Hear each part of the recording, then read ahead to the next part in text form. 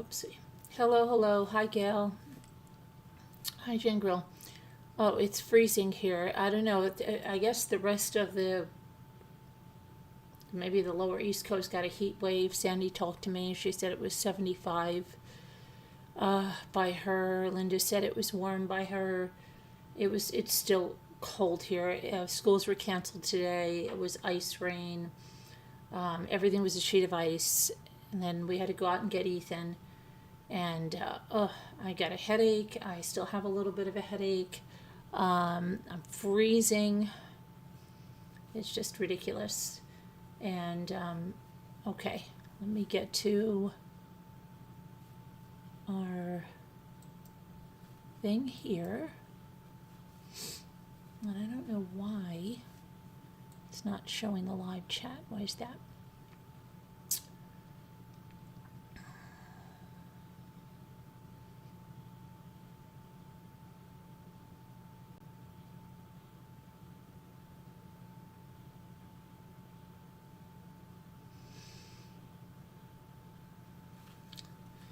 Giving me there's something wrong on this one, so let me see if I can see the live chat on another one. Let's see.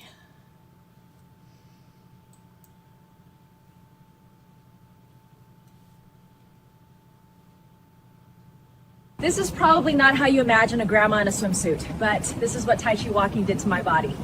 Ladies, we start this Monday. You in? I started Tai Chi walking at 50.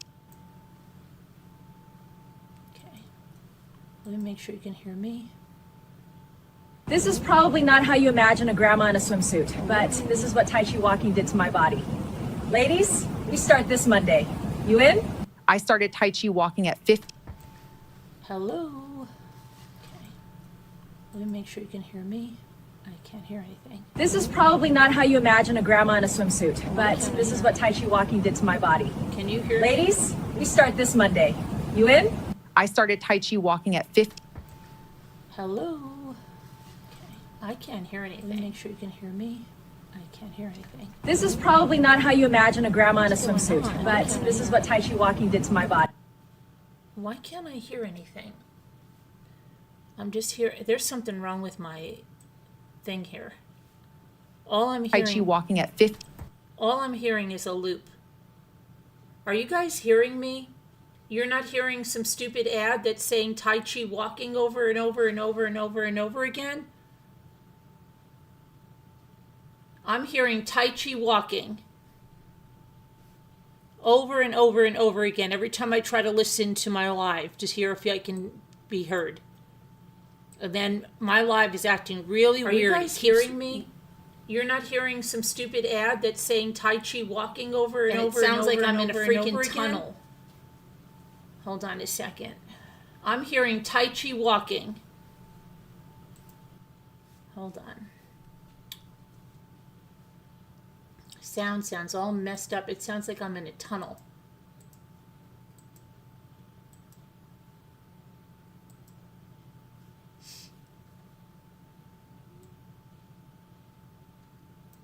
How is it now? Is it better? Let me see. Hello, hello, hello. Let me see. Sounds all messed up. It sounds like I'm in a tunnel. Let me see if it's better.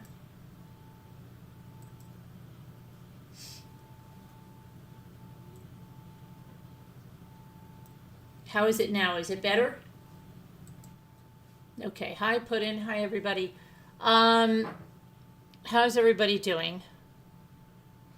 Okay. 50 here in next 2 days. No, it's not warm here at all. It's cold. It's freezing. It's freezing cold. My feet feel like blocks of ice.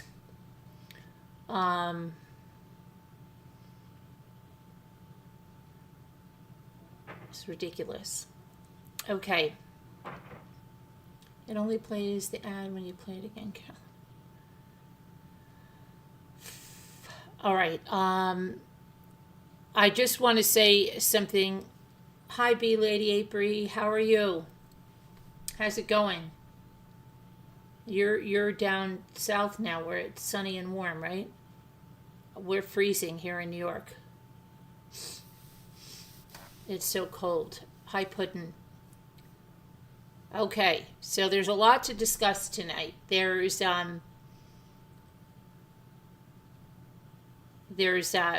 Reiner. He had a hearing, and Alan Jackson stepped down as his attorney. We'll go over that. The family made a very short statement, which was like a non-statement. And I'm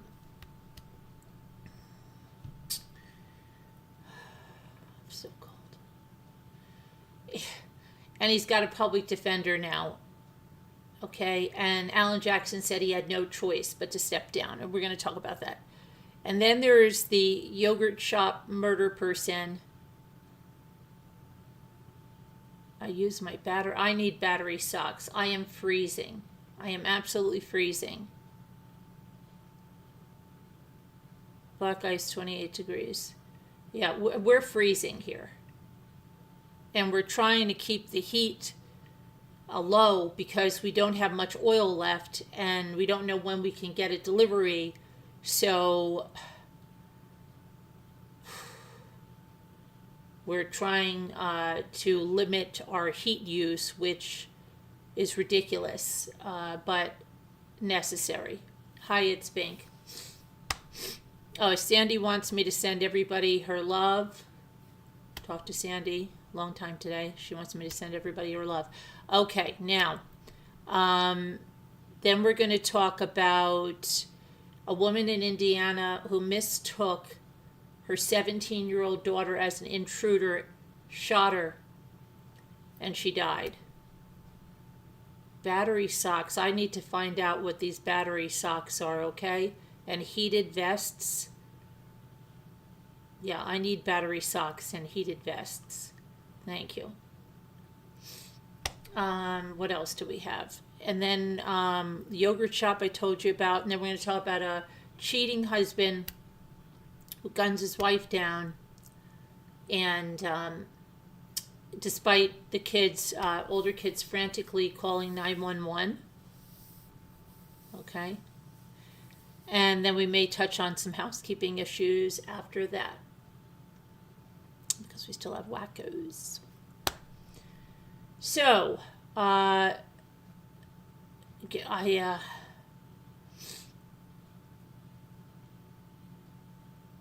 the B Lady AP area, it's terrible. Terrible that, that's what she must be feeling, right? It's just horrible. Hi, Bank. Hope you're feeling good. Okay, so where should we go first?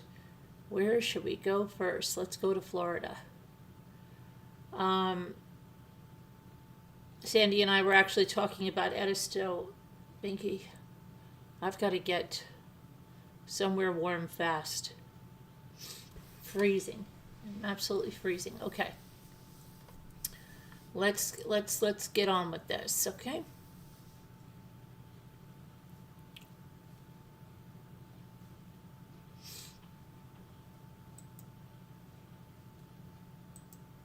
All right.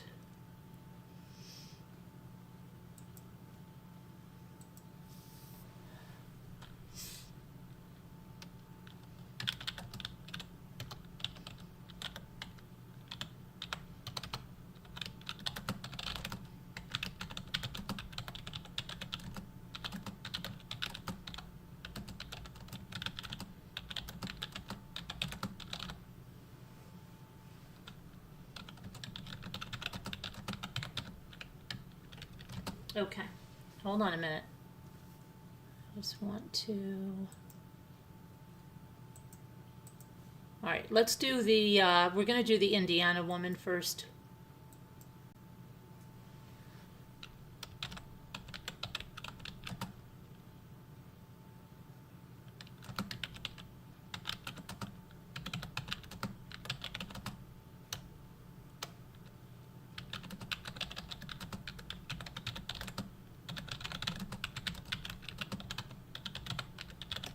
Okay. Oh boy.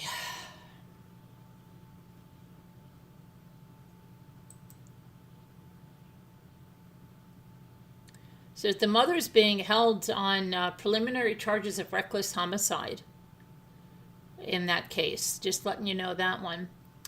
It's in Anderson. I don't know if where that is in relation to Scooter.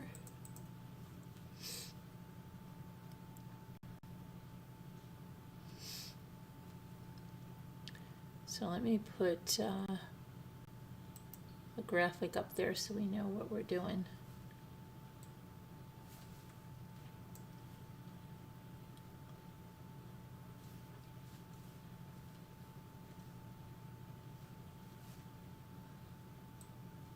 I thought that was actually going to go in the right place. Okay.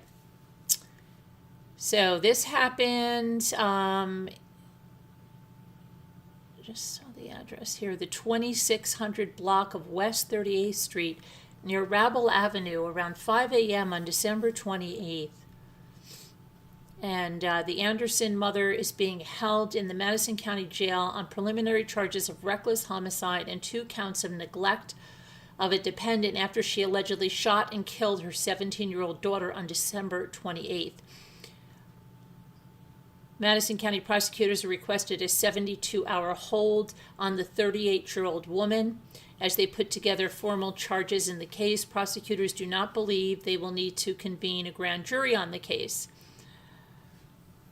The Anderson Police Department said officers responded to a report of a female who had been shot at a home at the address I just told you on December 28th, and when they arrived on scene, they saw a 17-year-old female suffering from a gunshot wound. According to the court documents, a witness said the victim was walking out of the bathroom when the suspect shot her. Court documents say a witness recalled the suspect saying, "I didn't mean to do it. I thought it was him. I thought he came in," with the suspect referring to him as her ex-husband. Police say they rendered aid until medics arrived on scene. The teenager was taken to an area hospital and she later died from her injuries. There were witnesses at the home and they reported that they did not recall any altercation or any disturbance prior to the incident. The witness told police they woke up from the sound of the gunshot. A witness told detectives that the suspect is divorced and has a protection order against her ex-husband, and that the suspect regularly looks inside and outside of her house to make sure he isn't there. The suspect was then taken to Anderson County Behavioral Health before she was transported to the Madison County Jail on January 5th after being interviewed by police. When detectives spoke with the suspect, she allegedly admitted to shooting her daughter. She allegedly said she saw a shadow in the bathroom, so she fired a handgun in that direction. Excuse me. When she flipped on the bedroom light, she said she saw her daughter was the person she shot. Her initial hearing is scheduled for today. And let me see, I don't know what happened there. Let's see if we can figure out what happened at her hearing.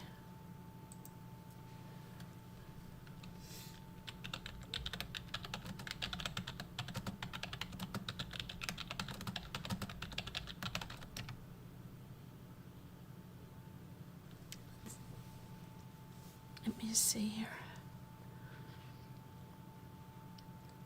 I'm not seeing okay, here we go. So the prosecutor Cummings doesn't think the killing was malicious or intentional. He says he can't imagine what the victim's mother's going through. Okay, but let's see. An Indiana mother has been charged in connection with the fatal shooting. Let's see.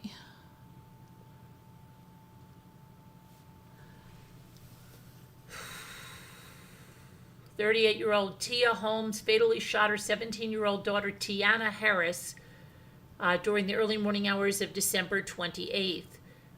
One of Harris's siblings told investigators that Holmes frequently claimed to see shadows in the home and would search for her firearm, saying she needed to go investigate. The sibling reportedly told authorities that they believe Holmes killed their sister because she did not know how to calm herself. Another witness told police they observed Holmes walking through the house that night, appearing to look for someone. The witness said they reassured Holmes that no one else was inside the house and urged her to calm down before going to sleep. The witness later woke up to the sound of a gunshot and found Harris wounded. They reported hearing Holmes say, "Oh my gee, I don't know, it was her. I thought he was trying to get in here." Investigators said Holmes told police she heard a noise inside the residence and retrieved her handgun that she kept under her mattress. She reportedly conducted a sweep of the home, and after seeing what she described as a shadow, she fired her weapon. Holmes said she heard a grunting sound turn on the bedroom light, at which point she realized her daughter had been shot. She's currently facing multiple preliminary charges related to the shooting. Wow. Okay.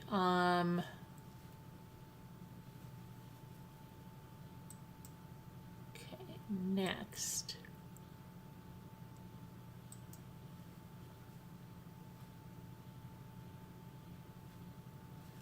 Okay, next we're going to go to the yogurt shop. Killer.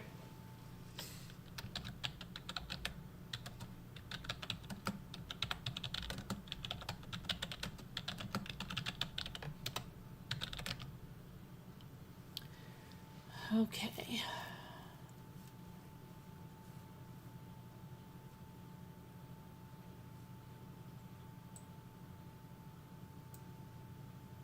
Okay, a man who killed 4 girls in Austin yogurt shop is linked to a 1998 Kentucky cold case, according to the police. So let me put this graphic up here. You might have heard, I think there's even a documentary about it, the yogurt shop murders or something.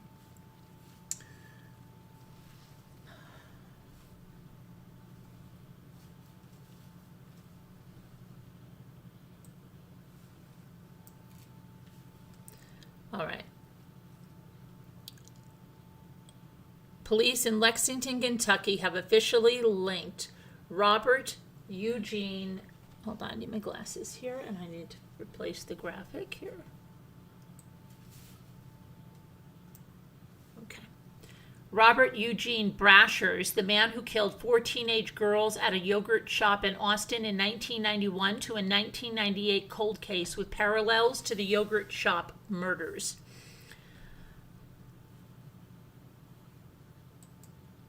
On November 7th, 1998, Lexington police responded to a hearing aid business on Malibu Drive after receiving reports of a fire. While extinguishing the fire, they found the body of a woman who was later identified as 43-year-old Linda Rutledge. Linda Rutledge worked as an employee at the Nixon Hearing Aid Center, which her family owned. The autopsy on Linda would later reveal that she died of 2 gunshot wounds to the head before the fire started. She had also sustained internal injuries as a result of blunt force trauma. Police believe she was killed the night before she was found, and her car was found at a nearby apartment complex. Now, the circumstances of Linda Rutledge's death, similar to the night that Jennifer Harbison, 17, her sister Sarah, 15, Eliza Thomas, 17, and Amy Ayers, 13, were killed at I Can't Believe It's Not Yogurt in North Austin. On December 6, 1991, firefighters responded to a yogurt shop on West Anderson Lane, and there they found the bodies of the girls bound, gagged, and burned after they had been shot in the head. In a Wednesday statement on social media, Lexington Police Department thanked the Austin Police Department for its work on the case, as well as other Texas, Kentucky, and national law enforcement entities. But most importantly, the Lexington Police Department wants to honor Linda Rutledge. Her life was cut short at just 43 years old, and her family has had to live with the pain of losing her and not knowing who took her life. While her case may be solved, it does not bring Linda back, but they hope that by knowing who killed her, her loved ones can begin to heal, according to this statement. And this is the, hold on a second.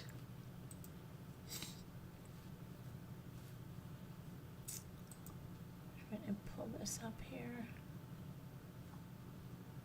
Come on there. Oh, boy. This is the man.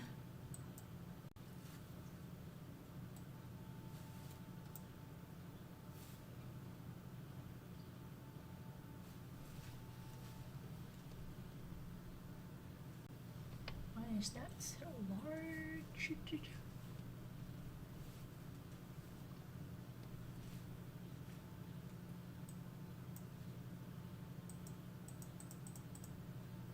Okay.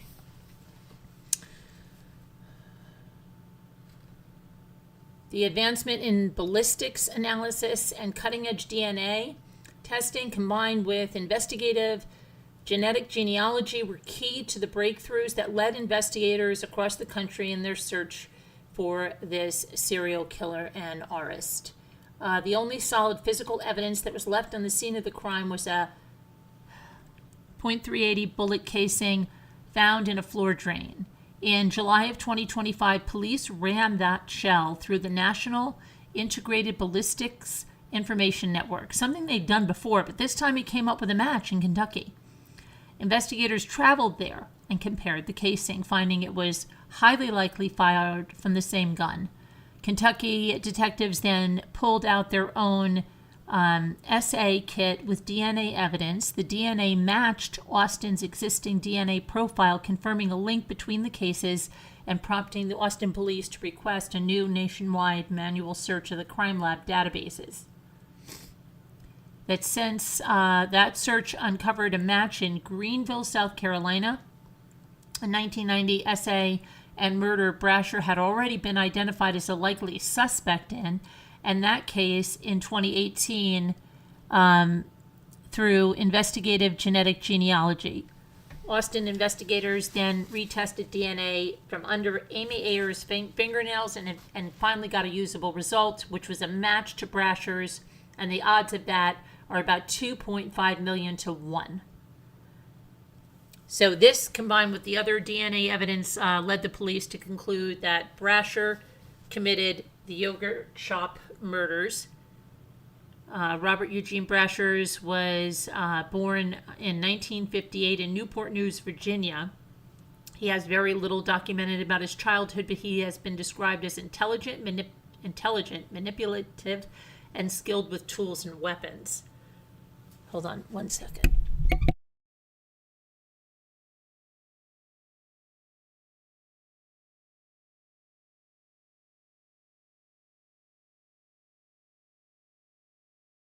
Okay, I'm back. I hope you can hear me.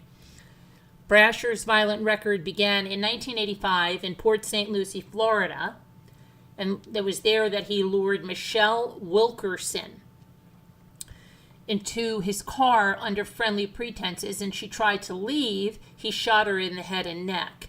She survived, and she identified him as the attacker. Brasher was convicted of attempted first-degree murder, aggravated battery, and firearm charges, and he was sentenced to 12 years in prison, and he was released on parole in 1989 after only serving 3 years. How the freak does that happen?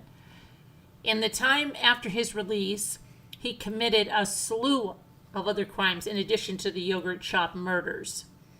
He committed a 1990 and murder of Genevieve Zitricki in Greenville, South Carolina, a 1997 of a 14-year-old girl in Memphis, Tennessee, a 1998 and murder of Scherer, 38, and her daughter Megan, 12, in Portageville, Missouri. On January 13, 1999, police tracked him to a Super 8 motel in Kennett, Missouri, where he was hiding with his wife, daughter, and 2 stepdaughters. After a tense standoff, he released his family before shooting himself in the head. He died 6 days later on January 19th. Investigators have said he used the same gun that he used in the yogurt shop murders. At the time of his death, Brashers was not publicly identified as a serial killer, but advances in forensic genealogy changed that.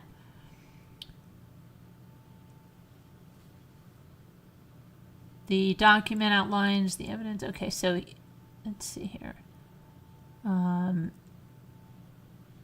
So he was, now they know who killed Linda in Kentucky. I want to make sure you can hear me. Can you still hear me? I hope so. Can you hear me? Because I had to mute my microphone. I get nervous when I mute and unmute that you can't hear me. Just let me know if you can still hear me. Can you still hear me? Hello? Yes, okay. Marianne, hi. How are you? How's it going? Happy New Year. Okay, thank you, It's Bang. Thank you, Marianne. Thank you, B-Lady.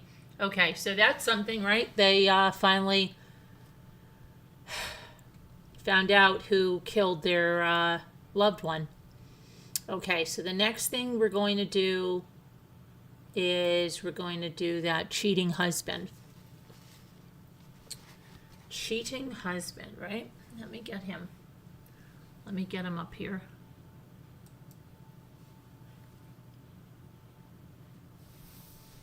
Well, actually, I'm going to put his wife up there. Jerry Maines. She was allegedly murdered by her husband, Cecil Maines.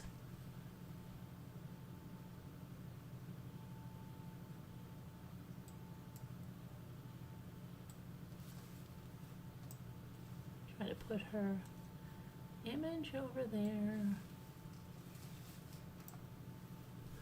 And we have to make it a little smaller.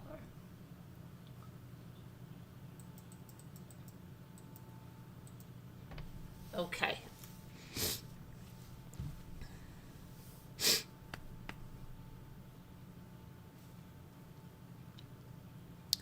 So, Cecil Maines, 47 years old, is accused of murdering his wife, 44-year-old Jerry Maines, in front of their terrified children, ages 19, 17, 14, and 10, in their Indianapolis home on December 28th. Wow. Those two incidents, the woman that shot her daughter and this, happened the same time in Indiana. Okay. Dispatchers received multiple 911 calls from the couple's children as the violence was unfolding, with their 10-year-old daughter begging for help, saying, "My dad is shooting my mom. I'm hiding. Please help me. My mom had a restraining order against him. I heard gunshots." How terrible, right after Christmas, before New Year's. It's horrible. "I can't live without her," the girl heartbreakingly cried into the phone to the 911 dispatcher. "My dad just shot my mom twice. He shot her in the house and in the driveway," said the couple's eldest child in a separate 911 call.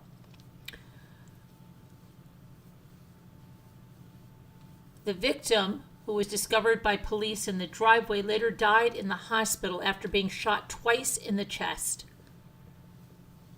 The saga, the deadly saga, allegedly unfolded after the wife had apparently caught Maines cheating on her and planned to leave him. After booting him out of the family house, she filed for a protection order on Christmas Day. Well, he allegedly assaulted her with kitchen tongs the night before and threatened to kill her multiple times. Days later, Maines allegedly stormed in, grabbed a gun from inside a safe, and opened fire on his wife.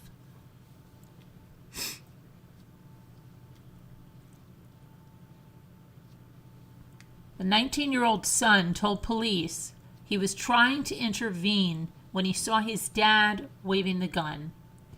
He allegedly said he saw his father shoot his mother once near the front door and then again in the driveway. Maines allegedly fled the scene in his pickup truck after he shot her, but he was caught downtown nearby during a traffic stop.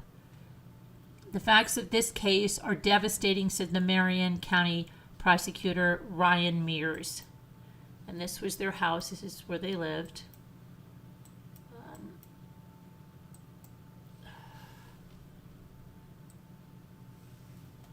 There's Christmas lights on the house.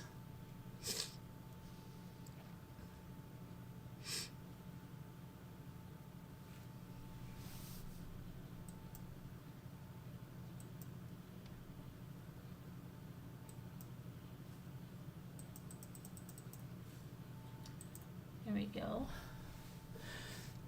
As we move forward with the criminal proceedings, our thoughts remain with Jerry's 4 children who have endured an unthinkable tragedy, and they're now facing an incredibly difficult journey ahead.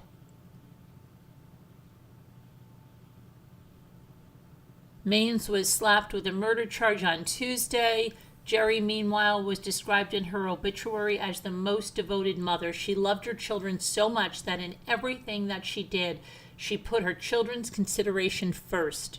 Jerry loved her family and friends fiercely. She was the person you would want in your corner, as she would do everything for those she cared about.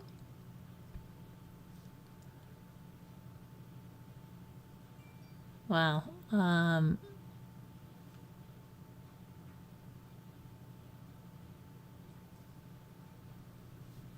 Crazy there, yeah.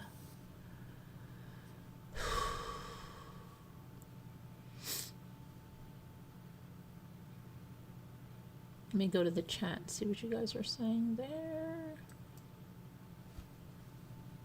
He shot her in the house and she followed him outside. No, hold on. I don't think, let me see. Let's see what, let me make sure we've got that. My dad just shot my mom twice. He shot her in the house and in the driveway. I think it was the other way around. I think he shot her in the driveway and then came into the house. Or, no, she was found in the driveway. That is strange, but it's very possible he came in the house and she was trying to run outside to get away from him. Do you know what I mean? We don't know that she followed him. He could be behind her, which she was probably, with the gun right here, chasing her, and she's trying to run out the freaking front door, maybe get to the neighbor's house, get to her car, get somewhere, right?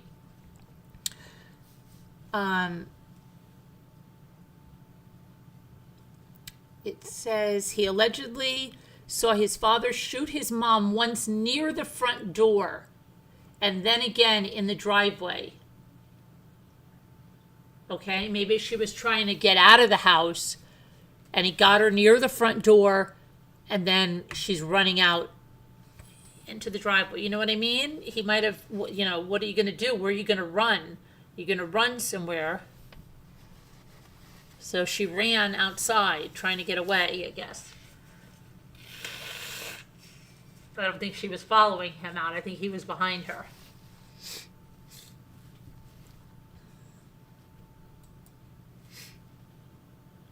Okay, so that's that tragic story. And then, let's see what we got here. Next, let's do a check on how we're doing. If we're being efficient. We've covered the man in the yogurt shop, we've covered this, and we've covered this. So now, in order to be true here to this, we're going to cover this one. But before we do that, we're going to talk about the Uvalde trial being halted, and the jury was sent home until Thursday, which is tomorrow. Let's see what's going on with that.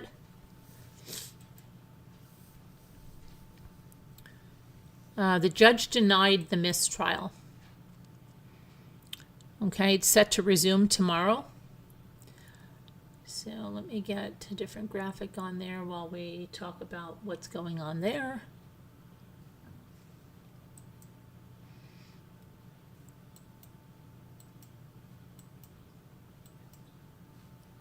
Come on, buddy.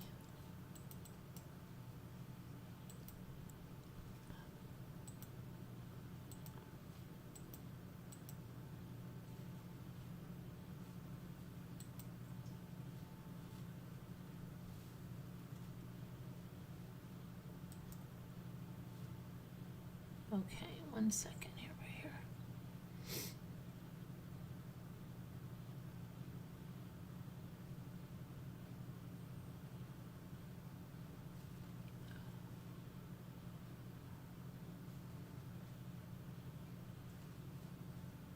Hang on a moment. Let me just grab. I'm trying to get a graphic over here and it's taking a long time to load. Must be as cold as I am. I don't know what it's doing. It's taking its own sweet time here.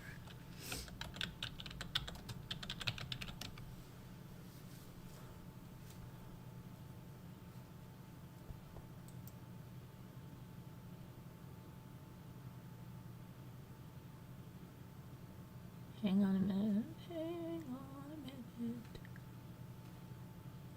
Okay, let's put this up.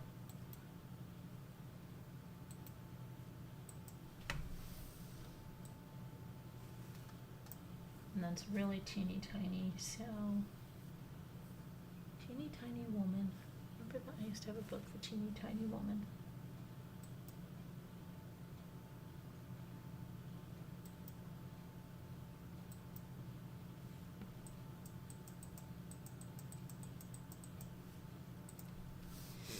That's Adrian Gonzalez, the officer that's on trial.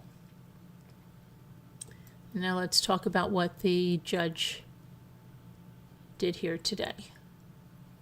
He denied the mistrial, but let's hear what happened. Okay, it's going to continue after Judge Sig Harl denied the defense's motion for a mistrial. This comes after day one of Adrian Gonzalez's trial took a dramatic turn. Unexpected testimony from a teacher prompted the judge to temporarily remove the jury and question the prosecution. On the witness stand, the teacher testified that the defense gave testimony that the defense said was never disclosed and differed from prior statements. The judge immediately excused the jury and questioned the district attorney about this disclosure. The testimony raises questions about the credibility of the witness and could have major implications for the case. Withholding information during the discovery process can be a serious offense. It's called a Brady violation. On Wednesday, Judge Harl said he believes the issue with a witness yesterday was negligent but not intentional. The defense will finish their cross-examining of the witness on Thursday. The witness is Stephanie Hale.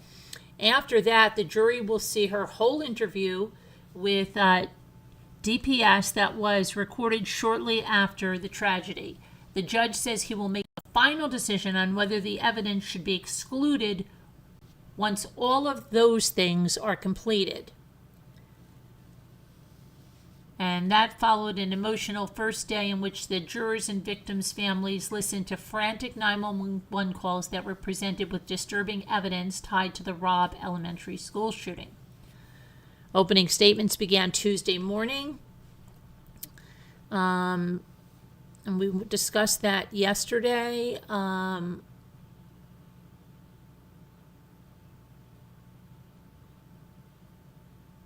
me see what else we have.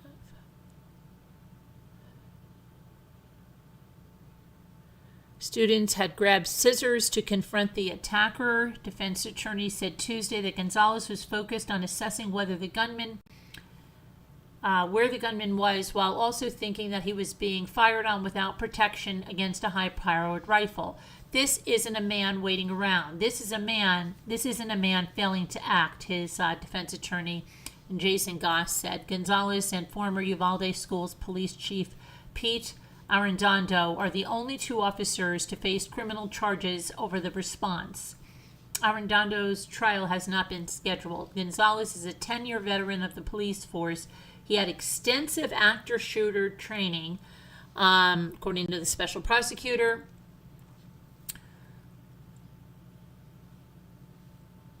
When a child calls 911, we have a right to expect a response. As Gonzalez waited outside, children and teachers hid inside darkened classrooms and grabbed scissors to confront a gunman.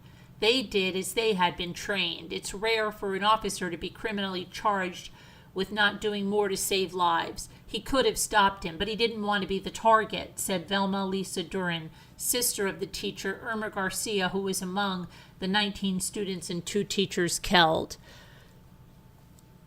Some families of the victims have voiced anger that more officers were not charged, given that nearly 400 federal, state, and local officers converged on the school soon after the attack.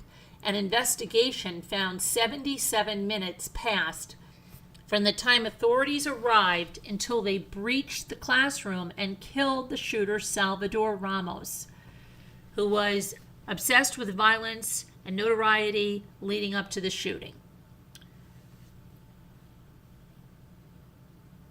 State and federal reviews of the shooting cited cascading problems in law enforcement training, communication, leadership, and technology, and questioned why officers waited so long.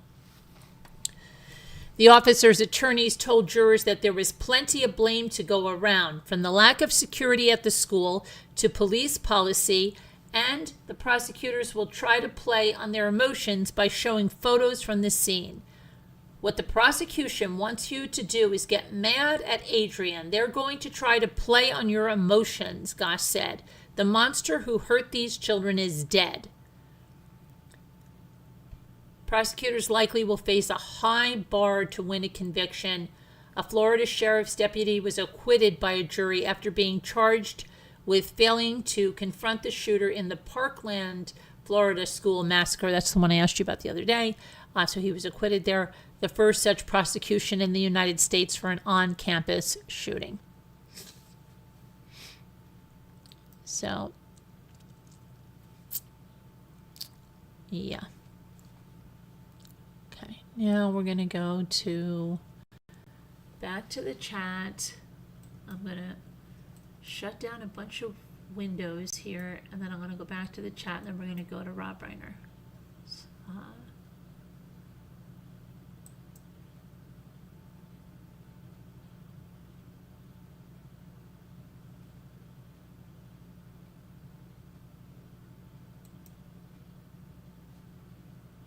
Hold on, I'm still going to shut down more windows. I have way too many windows open.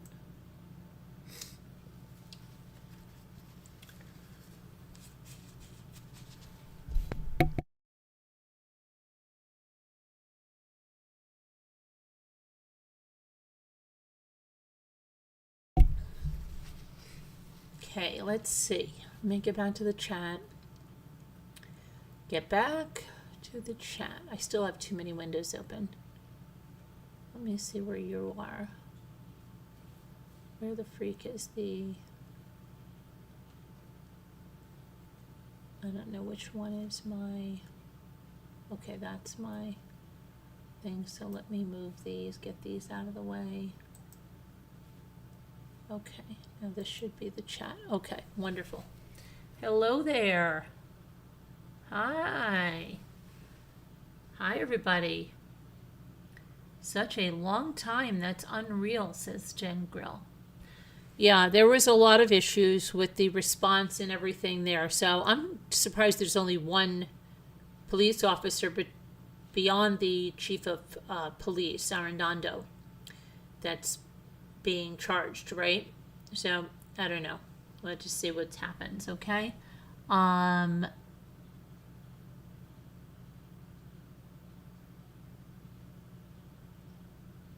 Let's go to Rob Reiner now, right? And see about this big shakeup, right? Nick Reiner's. He had the attorney, Alan Jackson, who charges $2,000 an hour, who represented Karen Reed as his attorney. So let's get to that. And I'm going to change the graphics so we know we are on another story.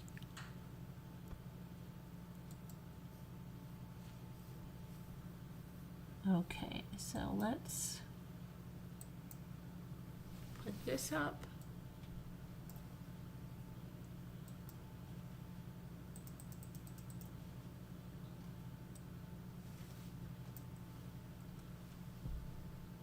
And how about we make that a little bit larger?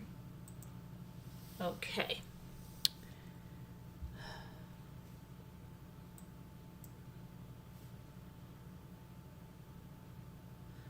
So, Nick Reiner appeared in court with a shaved head. He wore a tan jumpsuit. Alan Jackson spoke with Nick Reiner before the hearing in Los Angeles Superior Court. And Jackson cited circumstances beyond his and Nick's control as to why he decided to step down from the case, saying, and I quote, "Circumstances beyond our control, but more importantly, circumstances beyond Nick's control, have dictated that." Okay, sadly, it's made it impossible for us to continue our representation of Nick. I'm legally and I'm ethically prohibited from explaining all the reasons why. Well, I think we know why. He's not getting paid, right? They're not going to pay this $2,000 an hour probably, right? Okay. Jackson was adamant that Nick was not guilty of murdering his parents. "We're investigating this matter top to bottom, back to front," Jackson said. We've learned, and you can take this to the bank, is that pursuant to the laws of the state, pursuant to the law in California, Nick Reiner is not guilty of murder. Now, the Los Angeles County District Attorney Nathan Hochman noted that Nick was entitled to a lawyer and the DA's office would ensure he received proper representation. Has to be a money issue because now he is getting a public defender. So if money wasn't the issue, why is he getting a public defender, right? And did they ask him if he was indigent when they got him the public defender? Because they usually ask that before they give someone a public defender, right? Let's see.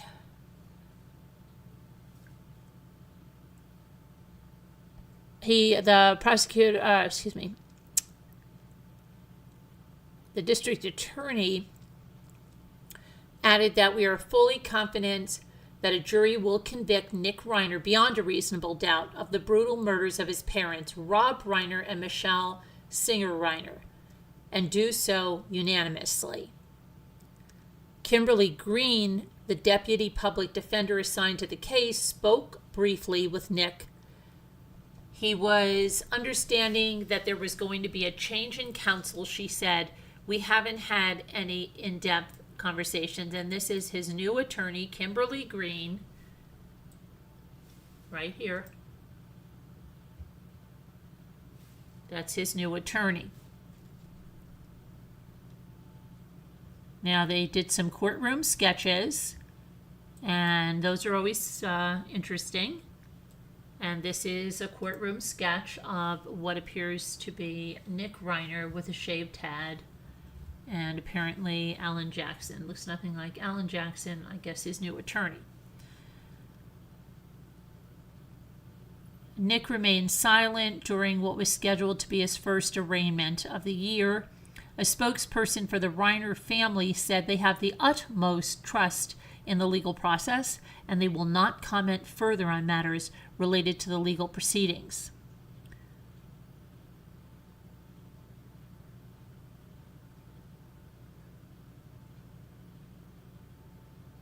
Okay, so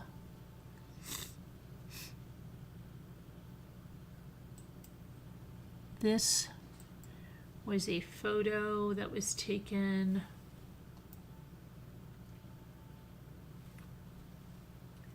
obviously. Nick does not look happy there.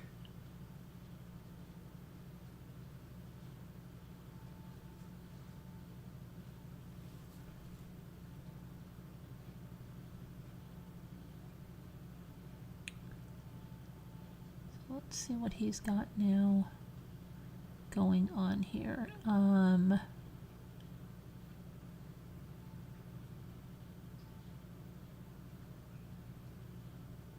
When is his next appearance?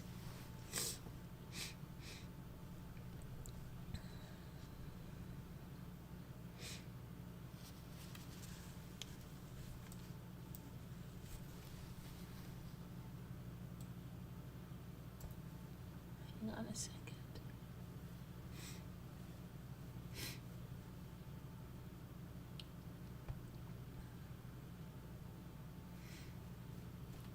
Okay, so and then I'll be quiet.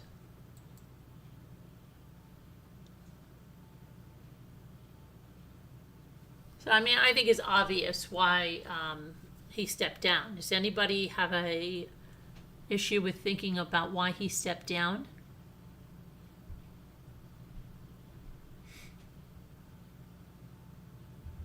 Hold on a minute. Hold on a minute, I can't find the,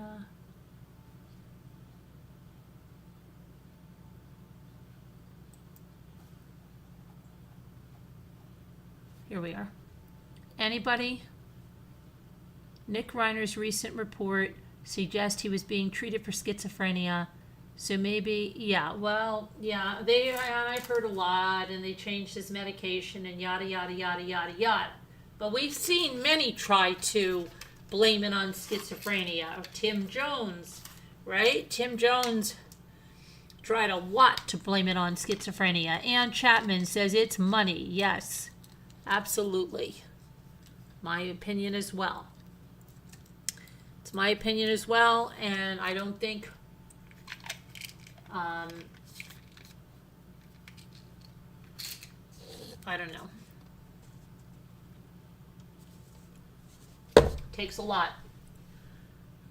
to get off on an insanity defense. Okay, so let's see now what we got.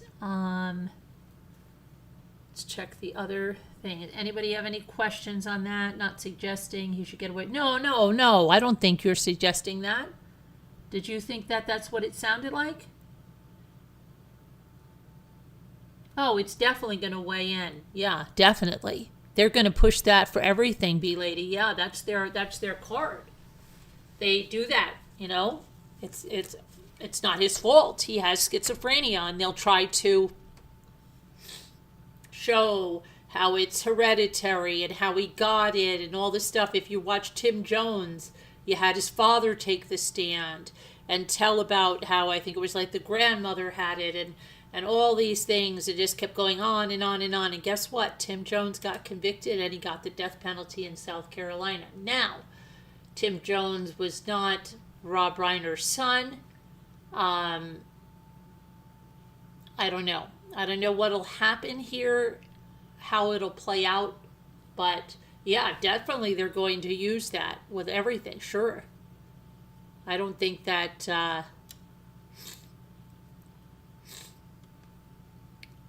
you were saying anything that wasn't true. They are going to use that schizophrenia, of course. That's their golden ticket defense. And they were changing his meds, and he was having a breakdown, but you know what? Still, it's very difficult. Hi, Megan Els.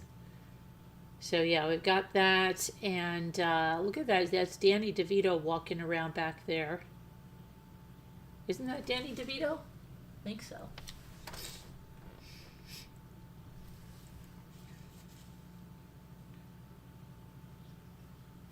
It's really weird. Like, if you look at what they're eating, there's like a broken up pie crust here. Something here. Look at that. I wonder where that was. My gosh, this glass looks like a Tupperware glass from the 70s.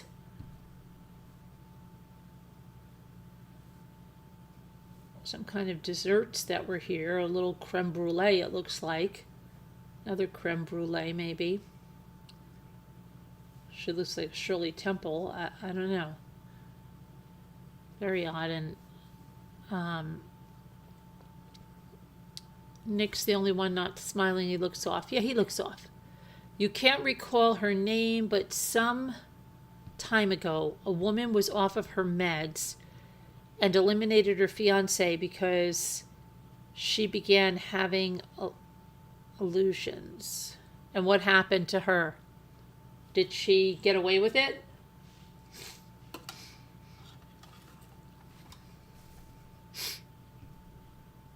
Did I just take... I hope I just took my allergy pill. Yes, I opened the bottle. I took it, right? Allergies are killing me.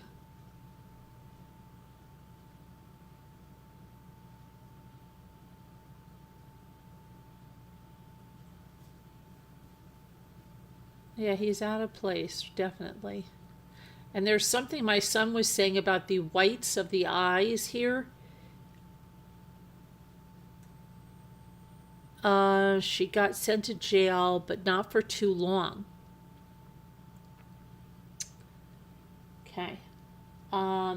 Yeah, I don't know. I don't know. And the Nike hat. But, I mean, I don't know where they are, but this guy's dressed in a t-shirt. Okay, he's got a t-shirt on. She's got, like, somebody's leather jacket on. Got Danny DeVito walking around back here. I don't know where they are. It looks like some kind of a sound recording room or something with all of these electronics. And I don't know where that is, but then it looks like here's another round table, but there's no one eating there. So is it a restaurant? If it's a restaurant, what's all this equipment? And is that Danny DeVito in the back walking around? I don't know. Does anybody know where that is?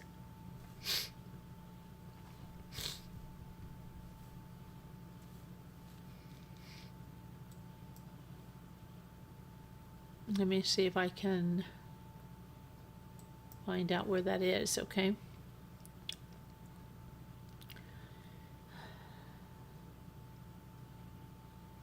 That, it looks like it's at the Wynn in Las Vegas. Is that Danny DeVito? Or is that just somebody that looks like Danny DeVito back there? I don't know.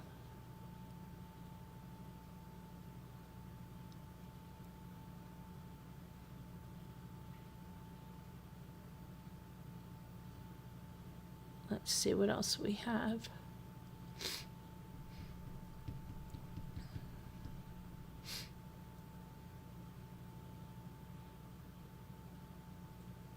Somebody said Alan Jackson can't say why he was dropped, but here's a clue. Starts with M and ends with Y.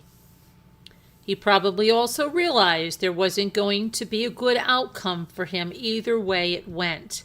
No way to advance his career in any meaningful way, says another commenter. Exactly. I suspect he initially thought he could pull another rabbit out of a hat, and then he met Hollywood.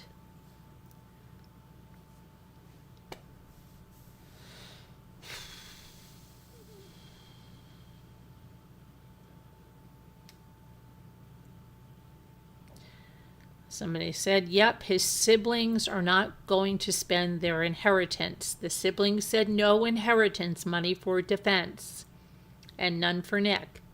True, the money, and Nick probably told him he'd do it again if he had the chance, so Jackson didn't want a case he cannot win. Jackson wasn't dropped. Jackson quit the case. Nick Reiner had no money, and his siblings won't be helping him.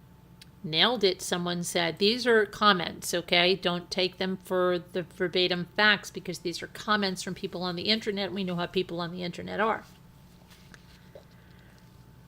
Someone said, I met Rob Reiner at Syracuse University. Both of our sons lived in the same dorm.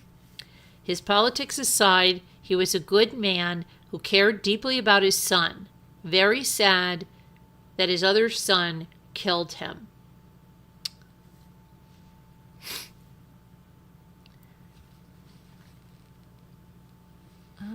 Let's see what else.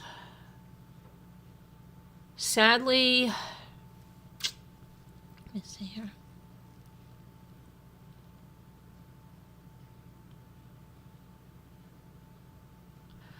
So someone said, I'm a lawyer. When an attorney withdraws for circumstances beyond the client's control, it means the client cannot pay.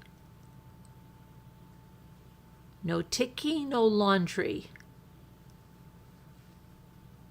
The first clue that he was living in his parents' guest house, someone said.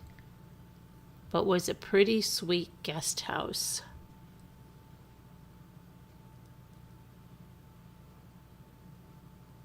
Someone said, I'm legally and I'm ethically prohibited from explaining all the reasons why. 1, realized he's absolutely guilty, and 2, turned out he doesn't have access to his family's money, and I'm not taking on a case for free, especially a losing one. Circumstances beyond our control, but more importantly, circumstances beyond Nick's control, have dictated that, Jackson said during the press conference outside the courtroom. Sadly, it's made it impossible for us to continue our representation of Nick. I'm legally and ethically prohibited from explaining all the reasons why. Should read, to the best of our ability, we couldn't find a single reason. What? Okay, I don't even...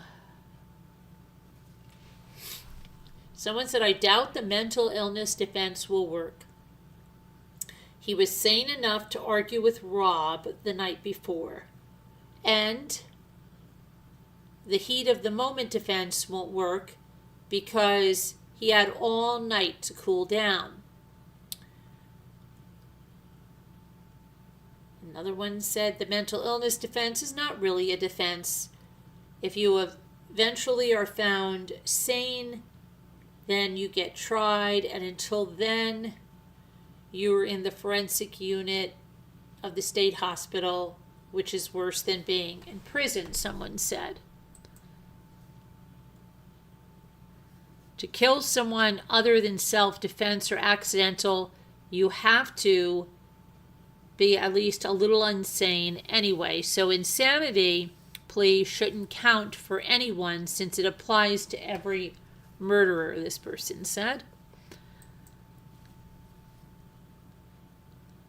A public defender, it looks like the family decided not to pay for Nick's defense. So his lawyer recused himself, clearly not getting paid. Everyone knows that. That's probably true, but why did he take the case in the first place? The retainer fee is usually agreed upon before an attorney takes the case. It could be that Nick is facing being incredibly uncooperative, and the family, out of frustration with him, withdrew their financial support.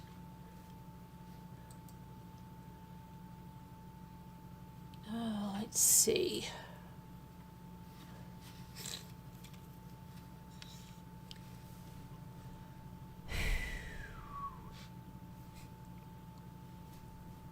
It says, Attorney Alan Jackson withdrew from the case because Nick Reiner doesn't have a penny to his name and Jackson wasn't going to work for free. Reiner's siblings weren't going to foot the bill either.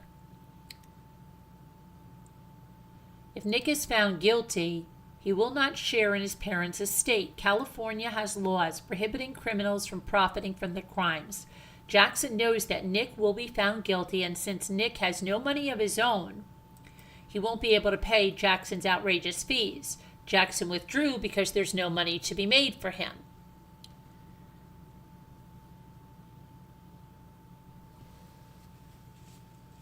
This person says, why doesn't he just tell the truth? The siblings are not allowing the estate to pay for his defense, so the attorney is not motivated to represent a client that can't pay him. By saying that he's not guilty, and he's probably just justifying it in his head that the kid was out of his mind on drugs and didn't know what he was doing, still not a legitimate excuse.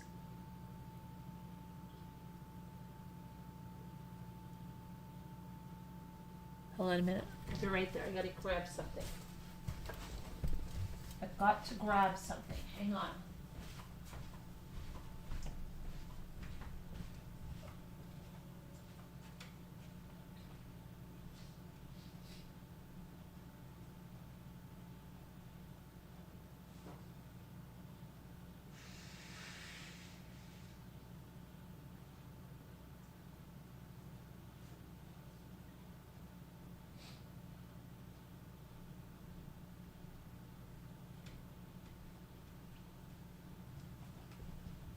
Okay, I'm back. Hang on a minute, I'm getting something.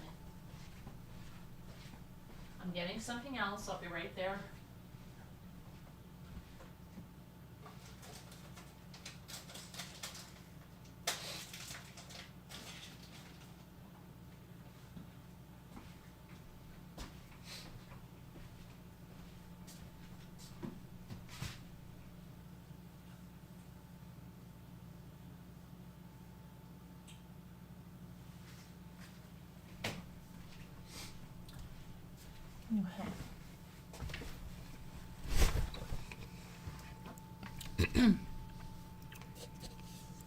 Okay, so some worse than they are all loyal and wanting to help as long as they get paid. But when the client is convicted, it's like, thanks for paying me $60,000 or whatever the fee was. Have fun in prison. Sorry you ended up there, but I did my best. I think it's a little more than $60,000 there, buddy. It's $2,000 an hour.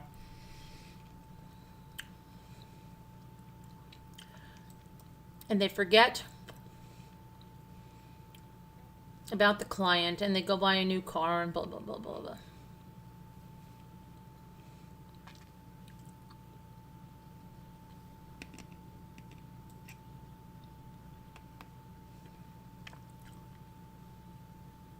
Somebody said, ha ha ha ha ha. Money is the reason he won't represent him. Likely no one in that family is going to pay for his defense after what happened. And let's face it, no lawyer is going to take that kind of a major case without a big payday.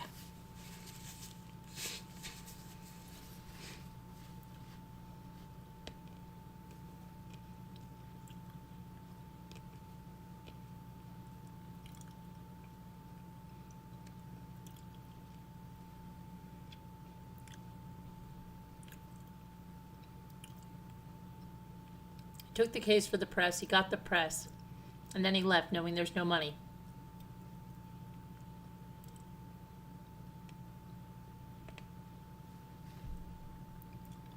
I think he already had a lot of press, didn't he? I don't think this bought him anything.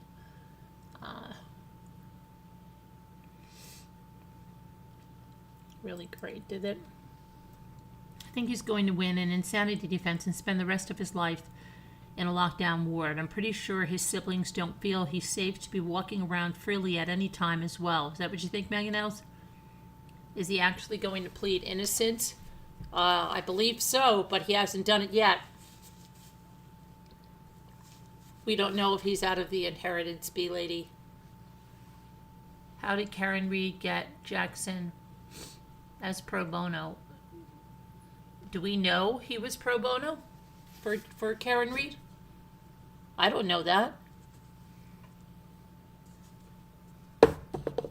Was he? I don't think so. Was he? He didn't have... Are you sure? Let me check that. But he must have had a strong... If he was, he had a strong belief he was going to win that case. I think he knows he's not going to win this case.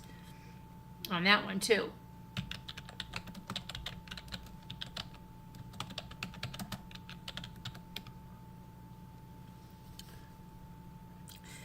No, she had donations. No. It says, hold on a minute.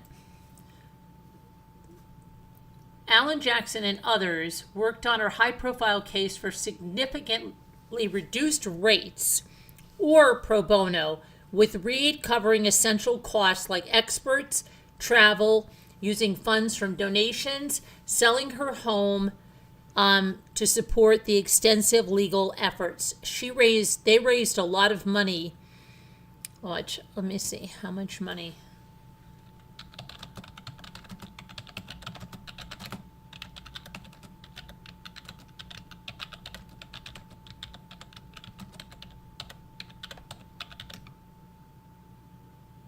She raised over $1 million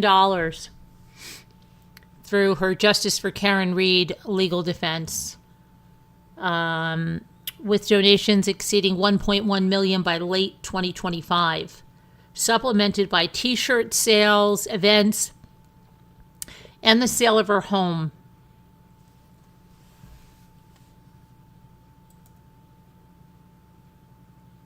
More than 13,000 donors as of mid-June 2025. She used platforms like Pay It To for fundraising, raising a significant sum for her criminal defense. Merchandise and events. Supporters sold T-shirts. They held cocktail parties. They organized auctions. They had movements like Free Karen Reed movement, selling apparel to generate funds.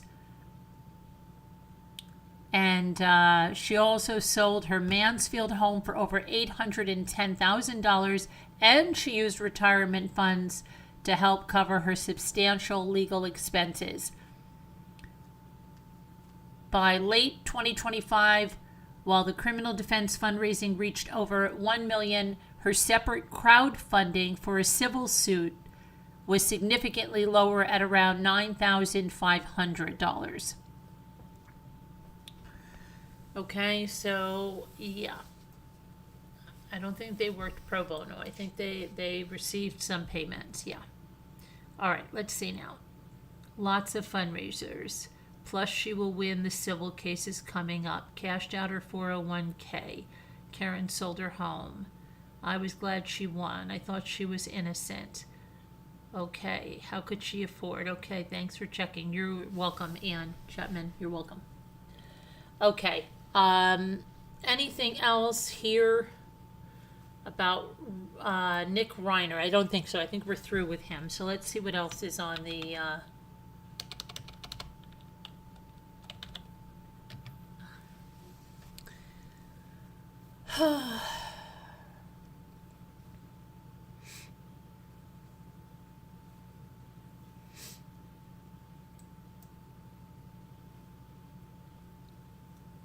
You have that driver that was killed by the ICE agent in Minneapolis, identified as a 37-year-old mother. Not sure what happened there. I was gone most of the day. So we have this. Minneapolis driver was killed by an immigration and customs enforcement agent. She has been identified as Renee Nicole Good. Her shooting death occurred just days after ICE launched a large-scale immigration raids in the city amid ramped-up rhetoric about Somalia immigrants. Minneapolis Mayor Jacob Frey slammed the federal agency. Minneapolis driver, let's see who was killed. Her mother, Donna Ganger, told the Minnesota Star Tribune that she was notified of her daughter's death on the morning of Wednesday, January 7th, and said, Renee was one of the kindest people I've ever known. She was extremely compassionate. She's taken care of people all her life. She was loving, forgiving, and affectionate. She was an amazing human being. She was fatally shot by an agent after a group of people allegedly started blocking officials during an immigration enforcement operation in Minneapolis. City Council member Jason Chavez described the 37-year-old mother as a U.S. citizen who was an observer, watching out for their immigrant neighbors. Her shooting death occurred just days after the large-scale raids ramped up. Okay, let's see.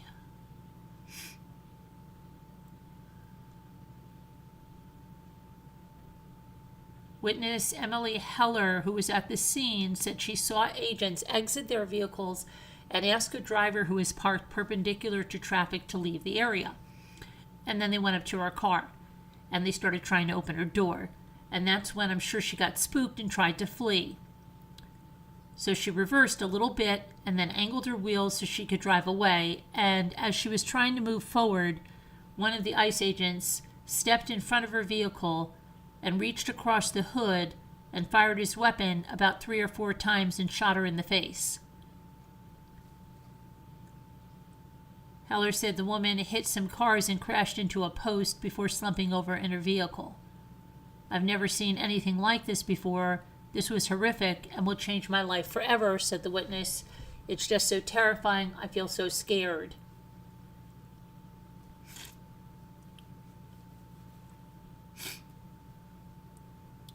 Okay.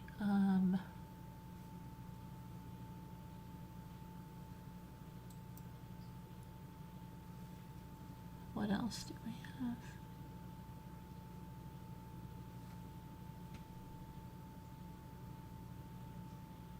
Accused party mom on trial. Oh, you remember that Macy's restroom stabbing I told you about? You know, that's what I didn't see when I went to the city. We didn't go to Herald Square.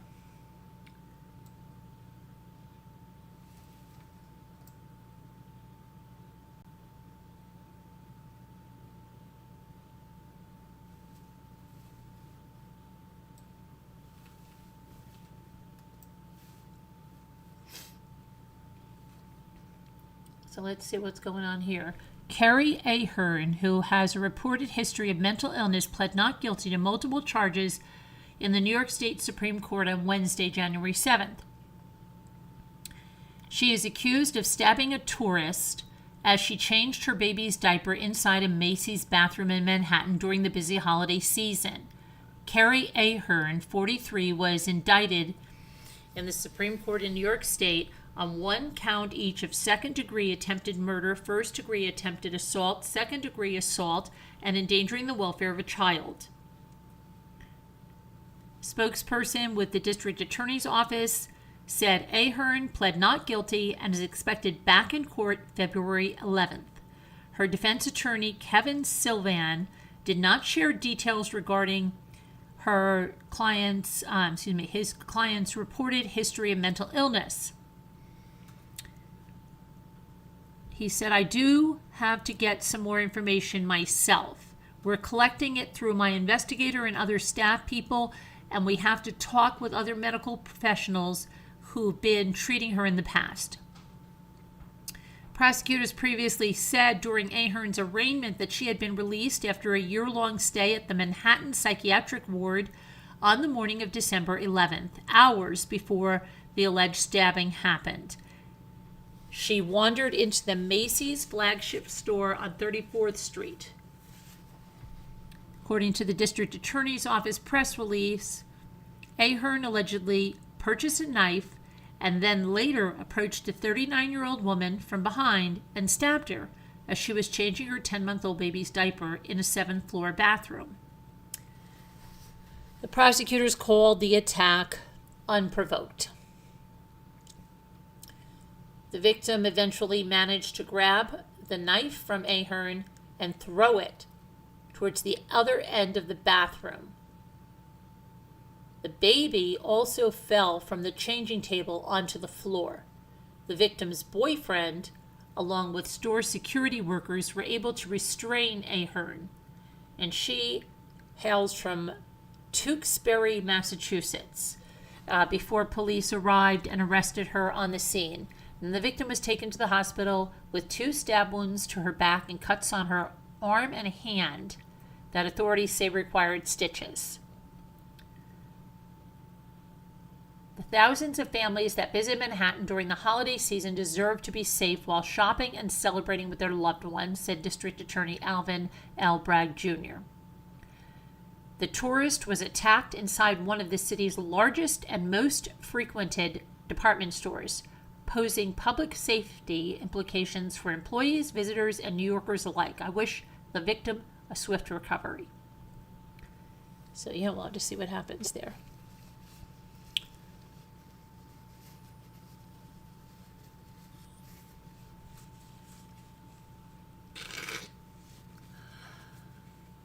Let's see what else.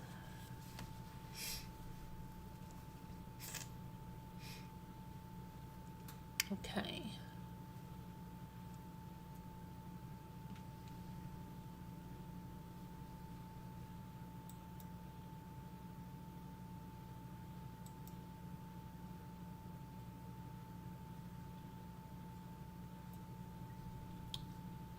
Alrighty. I know there was one other thing I wanted to tell you.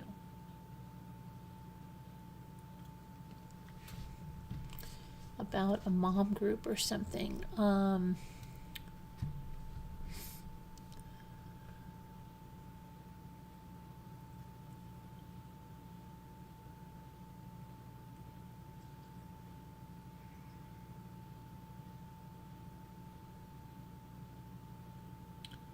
man dies after jumping from an Aruba hotel balcony, and then his wife is found dead in their room. Wow.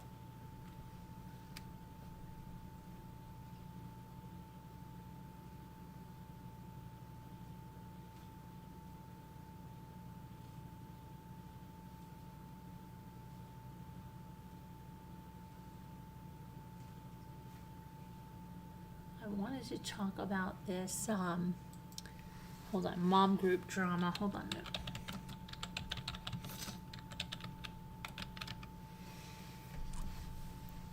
Okay, so we've got something here. Hillary Duff's husband, let's see this, eviscerates self-obsessed and tone-deaf Ashley Tisdale over toxic mom group drama.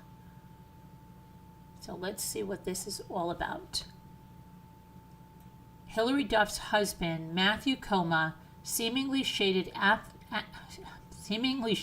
Ashley Tisdale amid her toxic mom group accusations. The Grammy winner took to Instagram stories with a fake, mocked-up cover of himself on the cover of the New York magazine's The Cut. So it's fake. On top of the portrait, it says, a mom group tell-all through a father's eyes. When you're the most self-obsessed, tone-deaf person on earth, other moms tend to shift focus to their actual toddlers. He added a sarcastic caption, read my new interview with The Cut. And that's Hillary Duff's husband, who I couldn't even tell you who this guy is. Really, I don't even know what she's, that's how far out of the loop I am. What she's even, I know the name, but I don't know what she's ever been in.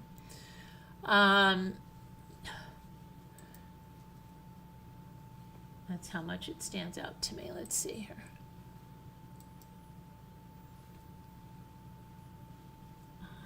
Hold on a sec. Okay. A member of Ashley Tisdale's former mom group, which she recently branded toxic, seemingly shaded the actress with a pointed Instagram post. Okay, so what happened there? Let's see.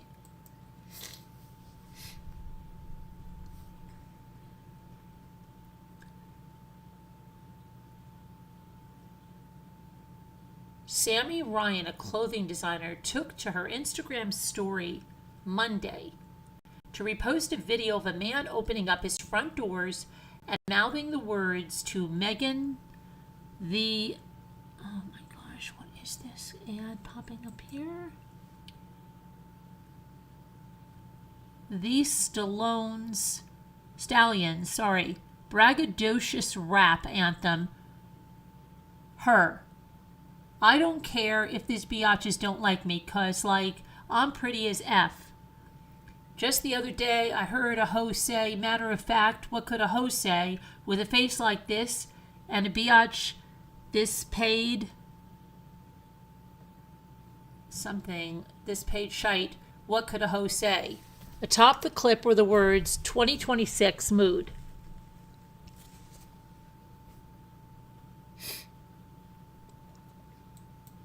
I guess this is the woman that, hold on, I don't know. I don't know any of these people. So is this the woman that did it? This one right here.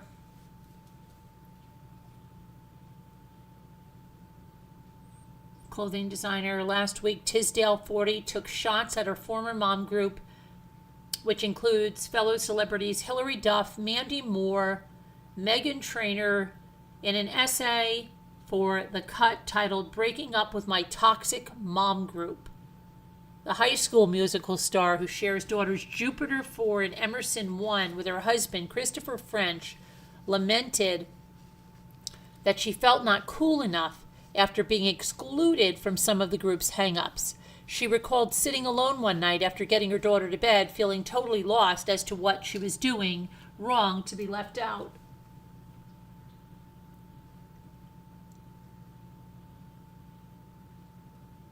Oh wait, I think this is the guy that, it's a guy that posted the, I don't know. I really don't know.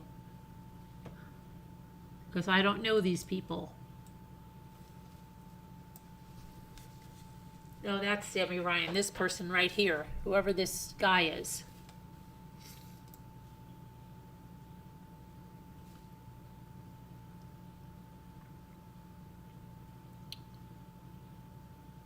That's how much I know them. Eventually, Tisdale texted the group, "This is too high school for me, and I don't want to take part in it anymore."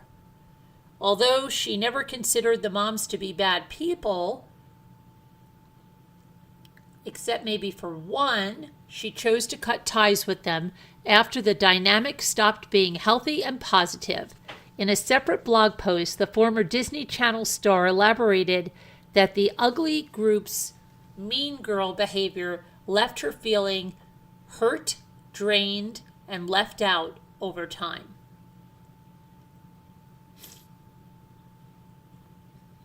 And I guess this is Ashley Tisdale.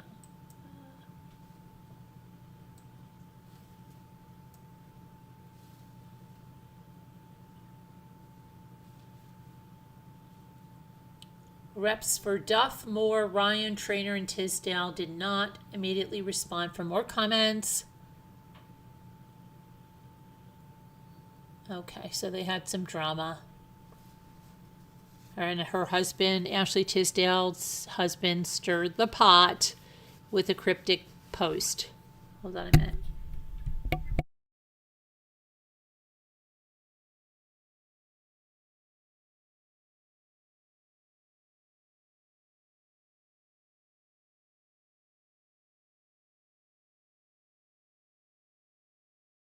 All right, I'm back. Have a good night, Margaret. Hi, Slam RN. How are you? Good night, B Lady Avery. Good night.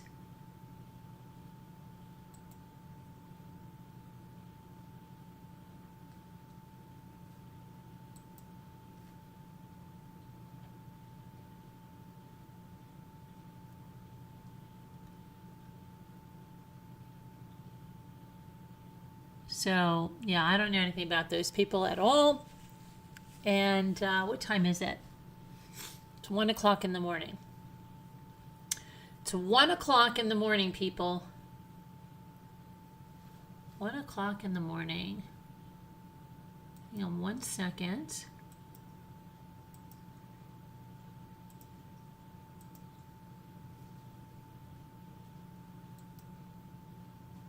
Where's my... 9 o'clock in the morning.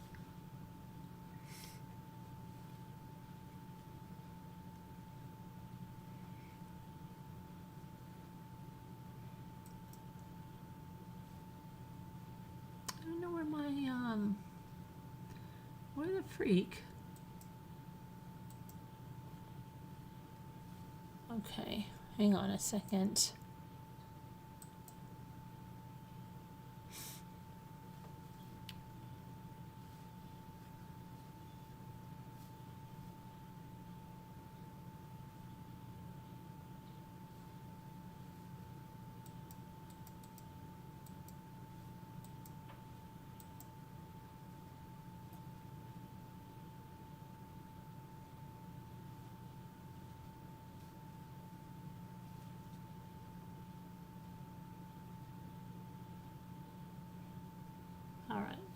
go to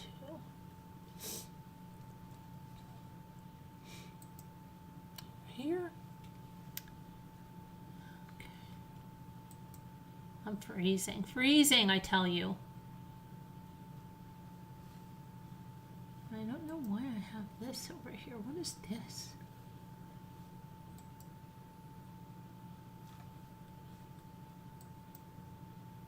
Okay. It's only 11:55 there. Well, you're lucky. It's only 11:55. You too, Slam? Get out of here. Okay, let me see now here. Let's see what else. What else is going on that we can talk about? Amy Schumer's getting divorced.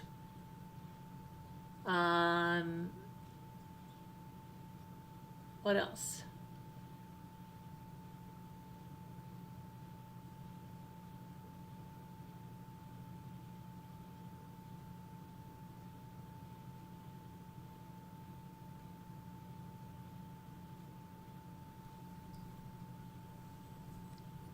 Influencers. Oh, an influencer died after cosmetic surgery.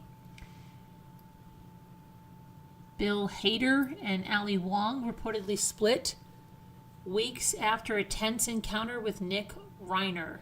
And let's see what else we have here. Patrick Swayze's brother. Wow, is that his brother? If that's his brother, my goodness, does he look like Patrick Swayze? That can't be. No, this has got to be Patrick Swayze. See, that's Patrick Swayze, but they showed him under Patrick Swayze. That Patrick Swayze's brother, Sean, dead at 63 after liver disease. But there's no way that's his brother. That's got to be Patrick, right?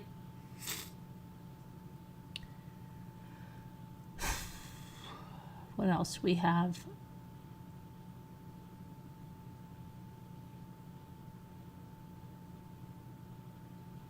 Medical assistant named as a woman killed by a mountain lion while hiking.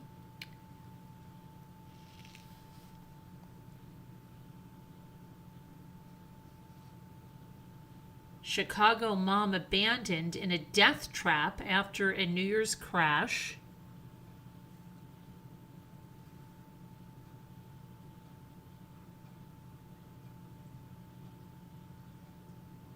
Teenage girl missing for over a month found safe. That's good news.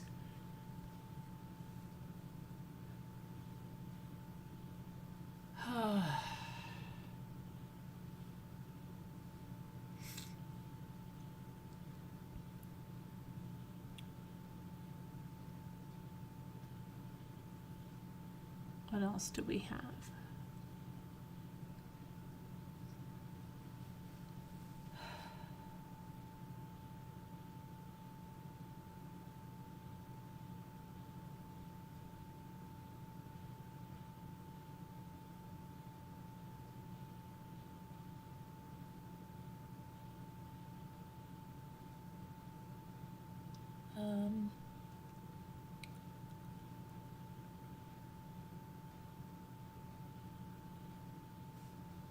A medical student shot and killed.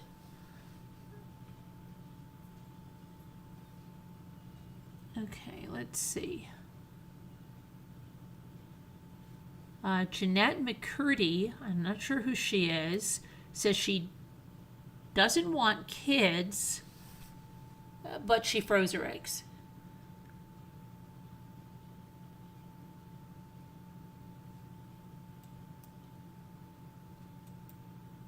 Okay.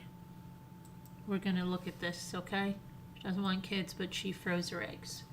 I'm just going to put the tea kettle on because I need a cup of hot tea before I go to bed because it's so cold. I'm freezing.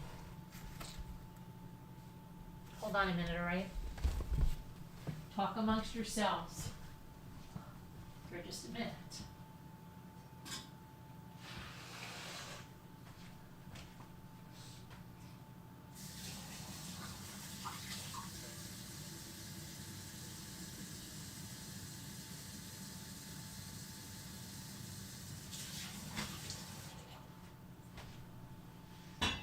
Molly's putting the kettle on.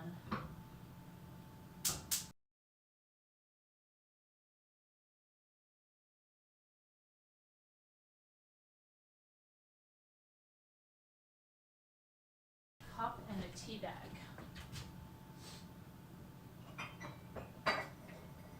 Molly put the kettle on. Molly put the kettle on. We'll all have tea. I gotta get Ethan's gingerbread cookies out of the freezer. I am so cold. I am so cold. Vanilla bean macaron. That's what I'm gonna have. Oh my goodness. I'm so freaking cold. Oh. Okay.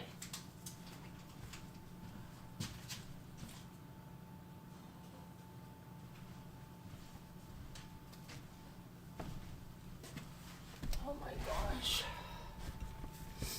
Oh gosh. Now what happened to my thingy bingy? Oh my gosh. So let's see about this lady, okay? So cold. I am freezing. You guys don't care. I don't know whether I'm getting sick or what's going on, but I don't feel sick, but this side of my sinuses and this side of my nose has been driving me crazy all day. So, I don't know what's going on. But where's my lady? Where's my lady? I don't know where my lady is.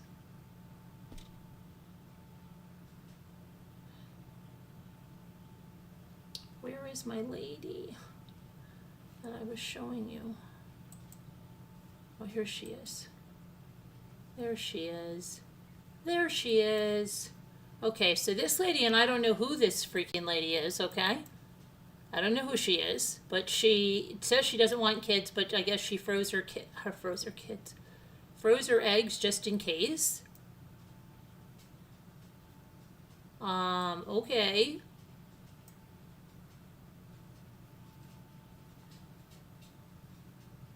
Let's see what she did. Let's see what she did. She froze her eggs just in case, but she doesn't want any kids. All right, she is Jeanette McCurdy, and she appeared on the January 7th Call Her Daddy podcast. She did an interview with Alex Cooper, and she doesn't want to have kids. She said, because I don't know if I'm going to change my mind. She revealed she doesn't want to have children, but froze her eggs.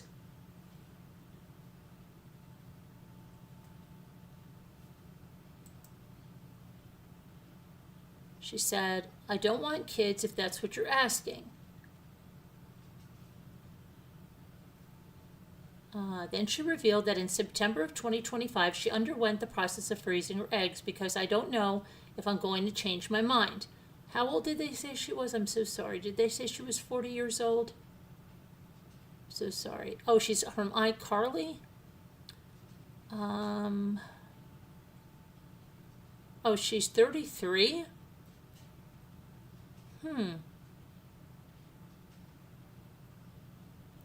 Okay.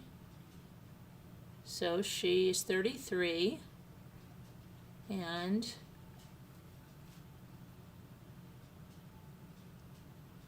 she's frozen her eggs. So what are you going to do? What are you going to do, guys, about that?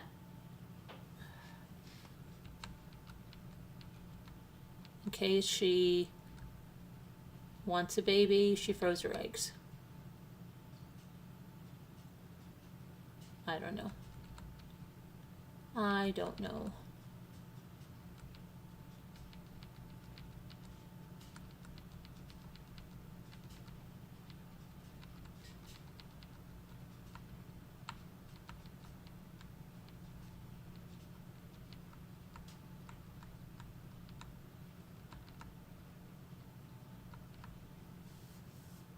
gonna do?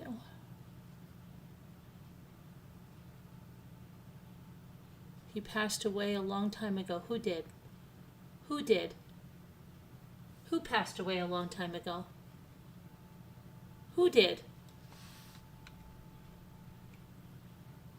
Who did? Tell me who did.